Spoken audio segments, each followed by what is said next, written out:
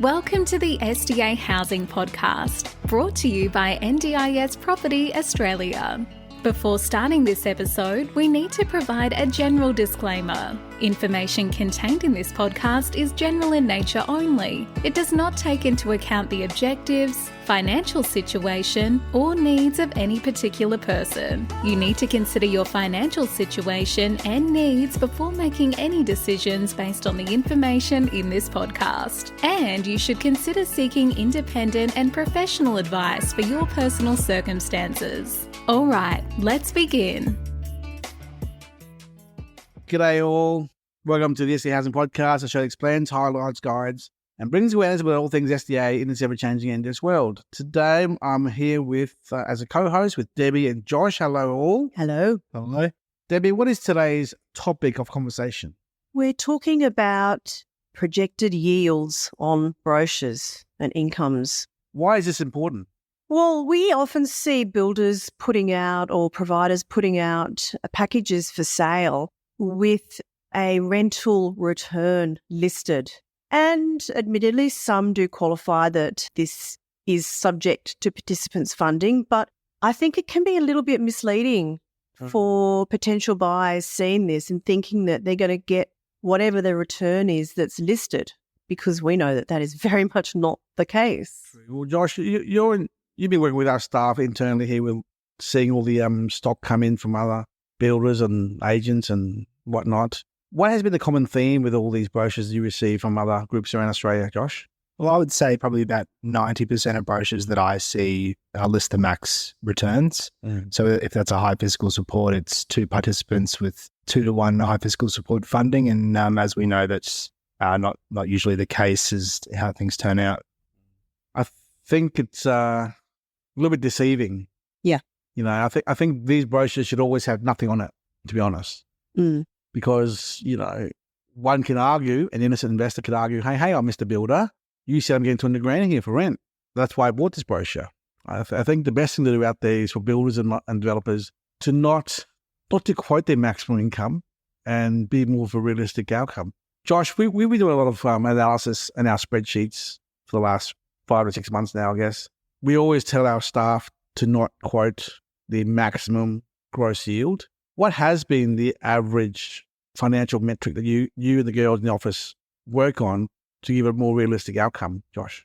Yeah, so we've changed a fair few times. We've been through a few different ways of how we show our clients as to how we calculate the returns. But at the moment, I think probably the fairest way to do it is we're showing the range of what is an estimate of what their income could be. So we're not quoting them a max price. We're showing what on the low end what it could be, and also at the high end what it could be. And then we allow the investors to understand just how much variance there is when they're working out how much funding they're going to get.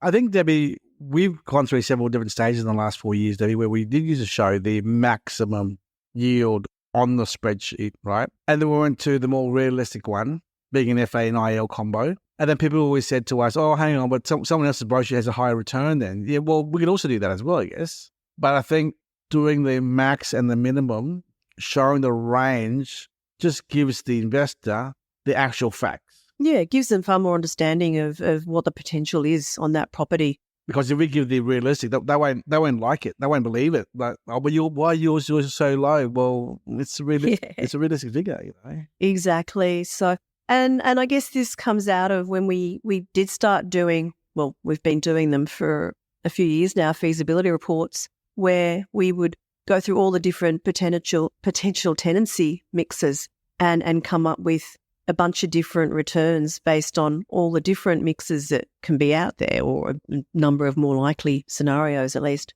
And so we always knew that maximum is very unlikely to happen, and we've always told that. But when you see it on these brochures, and I must admit that probably most builders we work with these days are not listing potential returns, which is a good thing because they are very misleading. I'm looking at a couple that we've got here, and one of them just says rental return equals $198,000 per annum. That is if you have on this high physical support home 2 participants with high physical support funding at 2-to-1 levels. And no doubt at fire sprinkler level as well. Yep. Yep, that is fire sprinkler level. But I just had a quick look at what we are advertising on our. So this is the developer's brochure. We don't issue these. When we do redo them, we recalculate the rental returns and yields. And we have now put a range in that it goes from 126,000 to 198,000 potential income. And the 126 range, Josh, if you want to just confirm what that would have been made up of. Yeah, sure. So that would be for 2 participants with IL funding at 1 to 3. Yeah. Right, So, okay, yeah. So, and just to clarify what we're talking about when we say 1 to 2, 1 to 3, if you have a participant who's got 1 to 3 funding, it means that they've got funding to live in a home with 3 participants to share with 2 others. So a 3-participant or a 3-tenant home. If they've got 1 to 2 funding, they've got funding to share with 1 other in a 2-tenant home. And that's quite a significant difference between the 2 amounts that can be in their plan. I think that's what a lot of people don't realize. I think people think that whether that's on purpose or just they're mistaken, that they don't think that the funding comes with the participant. They think the house is going to get a certain funding. And certainly a lot of clients, when they're starting to do their research, are surprised to learn that the funding comes with the participant. So whatever participant has in their funding is what the house will get, not what the house is built for. Yeah, and in virtually every case, it's going to be lower than what the house has if they've got 3-tenant funding. The only time, and this would be probably almost never occurs, if a participant has higher funding to live either in a 2-tenant house, but they're moving into a 3-tenant house. I don't imagine that would ever happen. Then the lower amount, i.e. the house's 3-tenant funding is paid. Or if a participant has funding to live in an apartment, but they choose to move into a house, their funding is higher, but only the lower amount is paid. Well, thank you, Debbie. If anyone is curious to know what the potential tenancy mix and tenancy income is between that 126 to 198,000 example discussion here, all you have to do is just contact our office on 1300 254397 and ask us for a tenancy mix report. Now, Debbie, what is in that report, please? It's part of our feasibility, but it will give you a very comprehensive overview of the different tenant mixes you could have. So if it's a 2-tenant home, you could have 2 HPS, a HPS and FA, a HPS and IL, and IL and FA, 2 ILs, 2 FAs. But again, those can be broken down into 1 to 2 or 1 to 3 funding. So we list all of those different fundings and mixes and give you a total figure at the end of what that potential income would be, both the gross and the net figure. Josh, Debbie, I think too often in the past we've realised that investors don't realise that houses can also attract villa-funded participants as well, which is lower. Even lower than house funding, yeah. Yeah, so, this person who thinks, $198,000 for 2 HBSs in this package here was a brochure, he may end up with two guys with 1 to 2 villa, not 1 to 3 villa funding, I think. Do you often see 1 to 3 villa funding? From what I understand, Really? villa funding is actually quite commonly given. 1 to 3? Probably, yeah, because, the NDIS like to pay out as little as possible. So unless they're provided with really good evidence from the participants, support coordinators and OTs, whoever's putting in that report for them to get their SDA funding, we do hear quite often that the people doing those reports don't really have the experience and the knowledge. And so the NDIS just comes back with kind of the lowest funding that they can give. I reckon for the robust participants, they're 1 to 1 or 1 to 2 in the villas. For the FA HBSs, they're either 1 to 1 or 1 to 2 in the villas, because if you're saying 1 to 3, that's a 4-bedroom house, 4-bedroom villa, which That's right. we very rarely see. No.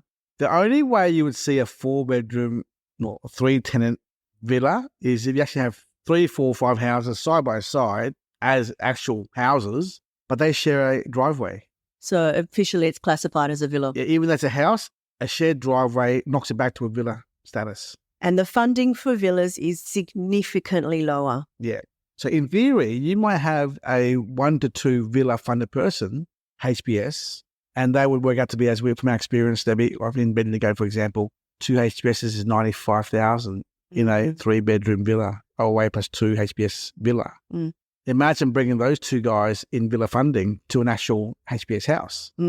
Old mate who thought he's getting 198 grand on that bedroom, now he's getting 97 grand. Yeah. So, our minimum potential yields still may not be the actual minimum because we're just working them out on house funding. Yeah, I mean, it's I think that's another layer to it. There's so many more funding levels that it can be. I mean, there's I think Denise in our office worked out one day, I can't remember the number, but there was a huge amount of potential combinations of people that can live in a property. Literally hundreds. Yeah. So, yeah. And I think a lot of developers and builders who are going into this as building their own product, they don't know these numbers. They think that the calculator they download off the NDIS website is enough to say, okay, well, it's 160, 180 grand a year. That's what I'm getting. No, it's not what you're getting. In fact, I've never, ever come across anyone out there in my 4 years and thousands of phone calls and thousands of emails. Have I ever spoken to or engaged someone who actually knows funding levels, the correct levels? Maybe the odd SDA provider here and there, but I've never met an investor who understands it. Never. Which means everybody who's invested in SDA or about to invest in SDA has got it wrong with SDA funding. I mean, look, we've taken 4 years to understand this. So, we do this full time and we only figured this out recently. Yeah. Last 6 months. Yeah. We were quoting it on the 1 to 2 house funding. And then we found out, 1 to 3 is the far more commonly given and then funding. 1 to 2 villas is lower than that. Yeah. So it's what's the old saying? It's really random. We don't know what the funding will be because guess what? At the end of the day, it is you, the investor, who accepts the funded participant application, not us, not the provider. They submit the proposal to you guys as the investors, and you guys say yes or no. So you accept yes or no, not us, not the SDA provider, and that depends upon the supply of participants in that area, the geographic area there. That is where your house is going to be or whatnot. Yeah. So the purpose of this podcast is to say the brochures you receive online, the images you see online, the verbal conversations you have with other agents out there is not necessarily correct. In fact, it's never correct. It's never, ever, ever correct. All right? I'm not saying that they're wrong or they're lying or misleading. I'm saying to you that, I'll break it down in simple terms. When you go buy a motor vehicle off the car yard, you don't walk in there to say, hey, what's the fastest speed car? 0 to 100. You don't buy that car, do you? The answer is Tesla. Is everyone buying a Tesla? No. It's not about the maximum speed. And like SDA houses, it's not about the maximum rental yield. Why do you buy a car? Comfort, longevity, maintenance. Speed is also a factor, but not the factor. So when you buy an SDA house, it's not the yield is the factor. It's about the comfort of the house, the spaciousness of storage in the house for participants. It's the high quality products in the house that make it a better asset. The lower maintenance, the desirability of it all. So the same reasons why you buy a car. It's pretty much the same thing why you buy a house here. Because at the end of the day, you're not the one living in this house, are you? It's someone else who's a tenant, a participant, who wants to live in the forever home. And you want to make it as desirable and as comfortable for them as you can. So, it's, as we always say, future-proof it. Add those extras and you will be then maybe more likely to get towards the higher level of that rental return. Josh, when you talk to people ringing up our office, can you please ensure that they are aware that we have a vetting service? So if you do have a brochure or proposal from another agency out there in Australia, we're happy to review it. Yeah, absolutely. Like we don't mind people buying other people's other products or developers, builder stock around Australia from other people. It's fine. But, for a small fee, I don't remember the fees, Debbie, for a small fee, we could actually vet the location and the product and the design to ensure that they are comfortable to proceed with that option. I mean, absolutely. What's the website details? ndis.property/reports. And you'll see that option on that page there. Yeah. Josh, any final words or advice from you, having seen hundreds of brochures from everyone out there? Yeah, I guess my only thought would be, I've spoken with a lot of clients who come in looking for a certain net yield, looking for a certain gross yield, or they want above 20%. And I think after this conversation, just our houses aren't earning less than other houses out there. They're all under the same funding. It's just that, we're not quoting those huge numbers, and you shouldn't be looking at those top end numbers. So that's my only worry. Yeah. Cool. Thank you so much. And if anyone wants to talk to Debbie, Josh, or myself further about this matter, please email us on info@nds.property or call us on 1300 25 4397. Thank you very much. Bye. We hope you enjoyed this episode. Please make sure you are subscribed and following us so you can keep in the loop with all of our upcoming episodes. We would really appreciate it if you could leave us a 5-star rating, a written review, and to share this podcast with those that could benefit. Until next time, catch you on the next episode.